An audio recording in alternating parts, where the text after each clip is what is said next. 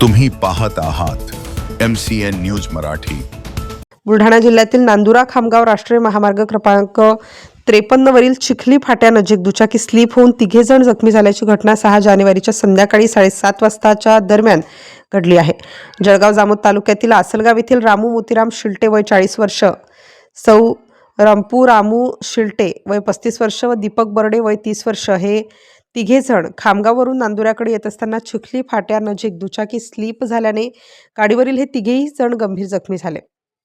या अपघाताचे वृत्त समजताच ओमसाई फाउंडेशनच्या विलास निबोडकर, अश्विन फेरण, कृष्णा वसोकार, नितीन ठाकरे यांनी तात्काळ रुग्णवाहिकेसह घटनास्थळी धाव घेत अपघातातील जखमींना अधिक उपचाराकरिता खामगाव येथील रुग्णालयात दाखल केले।